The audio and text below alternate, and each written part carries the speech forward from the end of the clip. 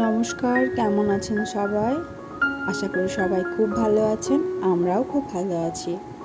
একটা বর্ষা ভেজা বৃষ্টির সকালে সবাইকে স্বাগত আমার একটা নতুন ব্লগে। আজকে বৃষ্টি হচ্ছে, কাল থেকে অঝোর ধারায় বৃষ্টি পড়ছে আবার। তো দেখুন চারিদিকটা শুধু বৃষ্টি আর বৃষ্টি, দূর দূর পর্যন্ত বৃষ্টি। আর আমার তো এটা অভ্যাস, ঘুম থেকে উঠে সকালবেলা ফার্স্টেই বাইরের লুকটা দেখা। সারাদিন মনে হয় যেন দরজা বন্ধ করে আমি থেকে যাবো, কিন্তু এই সকালবেলা কোনো রোদ থাকে না, কোনো চেঁচামেচি থাকে না, গাড়ির আওয়াজ থাকে না, একদম শান্ত একটা পরিবেশে চারিদিক শুধু সবুজ দেখা যায়। আর বৃষ্টি হলে তো শুধু কোনো কথাই নেই, চারিদিক আরও শুনশান। আমার এই শান্ত পরিবেশটা সকালের ভীষণ ভালো লাগে। তো এখন সকালবেলা ঘুম থেকে উঠে বাসি কাজ সব করে নিয়েছি। এখন তো বৃষ্টির জন্য ওর গাড়িটা বাইরে ভিজছে, আর বাইক নিয়ে যেতে পারিনি, সেই জন্য কার নিয়ে গেছে। আর এদিকে রেনকোটটা কাল থেকে খোলা ছিল, ওগুলো আমি এখন একটু ভাঁজ টাজ করে রাখবো, গুছিয়ে নেব। আর হেলমেটটাও তুলে রাখবো। আর এখন সকাল 8:30-9টার মতো বাজে। জলের বোতলগুলো সব ভরে রেখে দিয়েছি। এই জলের বোতলগুলো ভরা থাকলে সবাই টুকটাক করে তুলবে আর জল খাবে, কিন্তু যদি ফিল্টার থেকে নিয়ে জল খেতে হয় তাহলে কেউ জল খেতে চাইবে না। তো সেই জন্য সকালবেলা আমার যতই ব্যস্ততা থাক, আমি ওই একটা কাজ সকালে আগে করে রাখি। আর এদিকে বর্ষার এই জানালা দিকে বৃষ্টি দেখতে দেখতে আমার রান্না হচ্ছে। আজকে আমরা খিচুড়ি করব। দেখলাম বৃষ্টির মধ্যে সবজি আনতেও বেরোতে পারলাম না, বাড়িতে যা যা সবজি ছিল সেগুলো দিয়ে আজকে তো মঙ্গলবার, তো নিরামিষ করে একটু খিচুড়ি করব। প্রথমে চালটা দিয়ে দিয়েছিলাম, চালটা একটু সেদ্ধ হয়ে যাওয়ার পর যা যা সবজি ছিল সেই সবজিগুলো দিলাম। আমি আগে খিচুড়ি করতে খুব ভয় পেতাম। সবাই বলে খিচুড়ি করা ভীষণ সহজ, কিন্তু আমার মনে হয় খিচুড়ি করাটা বেশি কঠিন। কারণ ভাত করলাম, একদিকে ভাত একদিকে সবজি একদিকে ডাল হয়ে যায়। বাট এই খিচুড়িতে প্রথমে চাল সেদ্ধ করো, তারপর সব সবজি অনেকে ভেজেও দেয়। আমার ওটা অত রিচ ভালো লাগে না বলে আমি ওই সবজিটা ভেজে দিলাম না। তারপরে ডাল দাও, আবার সে নাড়াতেই থাকো নুন দেওয়ার পর, নাহলে তলায় লেগে যাবে। তারপর ভালোভাবে স্বাদ আসতে হবে, নাহলে কেউ খেতে চাইবে না। পাতলা খিচুড়ি খাবে না কেউ, মোটা হয়ে গেলে খাবে না, অনেক সমস্যা। তারপর সব সবজি তো খিচুড়িতে যায়ও না। শীতকালে খিচুড়িটা খুব ভালো হয়, সব রকমের সবজি পাওয়া যায়। আর আমার মনে হয় খিচুড়িতে শাক দিলে বেশি ভালো লাগে। তো এখানে আমি ডাল নিলাম, যতটা পরিমাণে চাল নিয়েছি ততটা পরিমাণে ডাল নিলাম। আর সবজিটা তো এক্সট্রা থাকবে। ডাল 3 রকমের ডাল দিয়েছি এখানে আমি। অড়হর ডাল দিয়েছি, মুগ কলাই দিয়েছি, আর মসুর ডাল দিয়েছি। আচ্ছা, ডাল ধোয়া জলটা আমি প্রথমবার এটা রেখে দেবো, কোনো গাছের গোড়ায় দিয়ে দেবো। এটা আমি সবার কাছ থেকেই শেখা যে হ্যাঁ, চাল ধোয়া জল, ডাল ধোয়া জল দিলে নাকি গাছে অনেক পুষ্টি পায়। তো সেই কারণে ফার্স্টে ধোয়াটা রেখে দিই, যখন ছাদে যাব তখন কোনো একটা গাছের গোড়ায় দিয়ে দেবো। এবার যখন সবজিটা একটু সেদ্ধ হয়ে এলো, তখন আমি ডালটা ওর মধ্যে দিয়ে দেবো, খিচুড়ির মধ্যে। এই বৃষ্টির দিনে মনে হয় শুধু সত্যি মাকে খুব মনে পড়ে। ওই বিছানার মধ্যে বসে সারাদিন কোনো কাজ নেই, মা এটা দাও, মা ওটা দাও বলে কি সুন্দরভাবে পেরিয়ে যেত এক একটা দিন।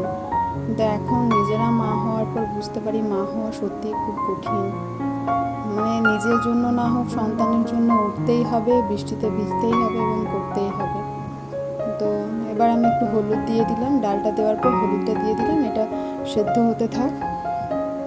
তারপরে নুন মশলা সব কিছু বসাবো। এটা এখন যতক্ষণে সেদ্ধ হবে এর কোনো কাজ নেই, এখন সেদ্ধ হতে থাক।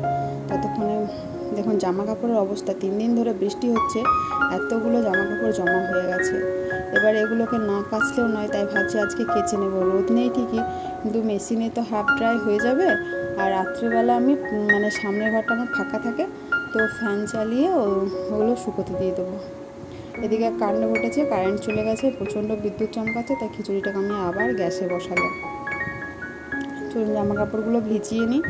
এগুলোকে মেশিনটা আমার অটোমেটিক, ওখানে দিলেই সার্ফ দিয়ে দিলেই হয়ে যায়, কিন্তু আমি নিজের হাতে করে এগুলোকে ভিজিয়ে দিই। কারণ কোনো জামার কলার, জিন্স প্যান্ট এগুলো একটুখানি ঘষে দিলে, সার্ফে ভিজিয়ে একটুখানি ঘষে দিলে বেশ ভালোভাবে মানে জিনিসটা পরিষ্কার হয়। আর মেশিনের মধ্যে কি হয়, ও চারিদিকে তো সার্ফটা ছড়াতে পারে না, অনেকটা জল নেবে, আর অনেকটা জলের মধ্যে মানে সার্ফটা কোনোটাতে পাবে কোনোটাতে পাবে না, কেউ পরিষ্কার হবে কেউ হবে না। এর চাইতে ও মানে ভালো বাবা আমি ভিজিয়ে দিই। এখানে হয়তো সার্ফ দেওয়া যাবে 2 চামচ সার্ফ লেখাই থাকে, তো 2 চামচ সার্ফ দেওয়ার পর পুরোটাতে মানে ভালোভাবে সার্ফ পাই না, ওই জন্য আমি মানে ভিজিয়ে দিই, তারপর মেশিনটা যেমন চলে সেরকমভাবে চালিয়ে দিই। ও এবারে জল কিন্তু অটোমেটিক নিতে থাকবে, আমার হাফ ট্যাঙ্কি জল জামা কাপড় কাচতেই চলে যায়। এরপর হাতে কিছু জামা কাপড় কাচার ছিল যেগুলোর থেকে রং বের হয়, তো সেই কারণে আমি সেগুলো হাতে করে কেচেছি। এবার এগুলো তো মেলার ব্যবস্থা করতে হবে, আজ তো বাইরে বৃষ্টি পড়ছে, ছাদে তো দেওয়া যাবে না, তো সিঁড়ির মধ্যে আমি একটা দড়ি টাঙিয়েছি, সেখানে জামা কাপড় মানে যেগুলো হাতে করে কাচলাম সেগুলো ওখানেই মেলে নেব।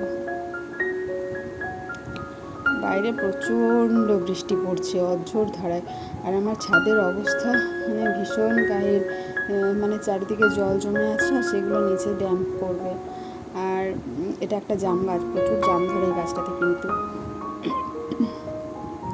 এখানে একটা জিনিস দেখুন, এই অপরাজিতা গাছটা হয়েছে, ওই টবটাতে আমি একটা কলমি শাকের মানে যখন বাজার থেকে কিনে এনেছিলাম সেই শাকের একটা গোড়া পুঁতে দিয়েছিলাম। তো এখন এত বৃষ্টি হচ্ছে আর কি সুন্দর শাকটা মানে অনেকটা হয়ে গেছে, তো আজ তো খিচুড়ি বানাচ্ছি, খিচুড়িতে একটু শাক দিলে বেশ ঘন হয়, তো সেই জন্য কয়েকটা বাড়িতে তো সেরকম কিছু সবজি নেই, বৃষ্টির জন্য বেরোতেও পারলাম না বাজারে, তো সেই জন্য কয়েকটা শাক এখান থেকে তুলে নেব, আর শাকগুলো আমি সে খিচুড়িতে দেবো।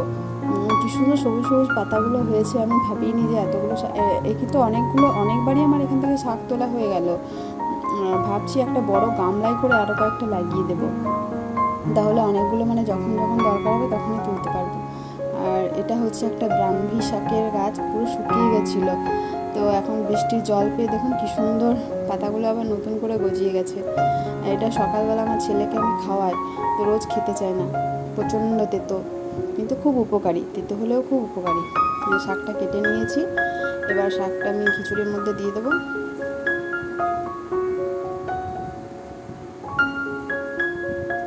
শাকটা খিচুড়ির মধ্যে দেওয়ার পর ওটা ভালোভাবে উঠতে থাকে। আবার লাইন চলে এসেছে, তো গ্যাস বাঁচানোর জন্য আমি আবার গ্যাসের থেকে ইন্ডাকশানে বসিয়েছি, এখনও ভালোভাবে সেদ্ধ হয়নি, তো খিচুড়িটা সেদ্ধ হতে থাক। ততক্ষণ আমি যেগুলো ভাজা ভাজা করব সেগুলো কেটে নিই। এদিকে করেছি আলু ভাজা আমার ছেলের জন্য, কাঁকরোল ভাজা, আর এদিকে পটল ভাজা হচ্ছে। তো খিচুড়িটা হয়ে গেছে, দেখুন কেমন হয়েছে। আমার ছেলে খেতে বসে গেছে, আর এটা আমার শ্বশুরমশাই খাচ্ছেন। পাঁপড় ভেজেছি, তার সাথে দিয়েছি আচার। আজকের খাবারটা আমার ছেলের ভীষণ পছন্দের, ও সারাদিনে খিচুড়ি বানালে 2 বার খিচুড়ি খায়। তো দুপুরে রেস্ট করার পর এখন বিকেল, আমার হাজব্যান্ড ডিউটি যাবে, তো তার জন্য এখন চা বানাচ্ছি। ও অল্প একটুখানি চা খায়, রোজ তাও খায় না, ওই মাঝে মাঝে খেলে। এই চা পাতাটা খুবই ভালো, তো সেই জন্য একটুখানি মানে দুধ দেওয়া চা তো কোনো দিনই খায় না, একটুখানি র চা খাবে, সেই জন্য ওর জন্য একটুখানি চা বানিয়ে দেবো। আর এবার ছেলেকে ওঠাবো, ও একটু খেলাধুলা করবে, তারপর আবার সন্ধ্যের কাজ। আমাদের তো গৃহিণীদের ডেলি বেসিকে রোজগার কাজই করতে হয়। তো ও এখন ঘুমাচ্ছে। আচ্ছা, আমার হাজব্যান্ডকে চাটা দিয়ে আসি, ও ডিউটি চলে যাবে। ও সকালবেলা ডিউটি যায়, তারপর দুপুরবেলা বাড়িতে আসে, খাবার খেয়ে একটু রেস্ট করে, তারপর আবার বিকেলবেলা যায়। এখন সন্ধ্যাবেলা আমাদের জন্য ওর বাবা কাটলেট নিয়ে এসেছিলো, তো সেই জন্য আমরা এখন মা ছেলে কাটলেট খাচ্ছি। আর আমার আজকের ভিডিওটা যদি আপনাদের একটু হলেও ভালো লেগে থাকে তাহলে প্লিজ লাইক কমেন্ট করবেন এবং আমার পাশে থাকবেন।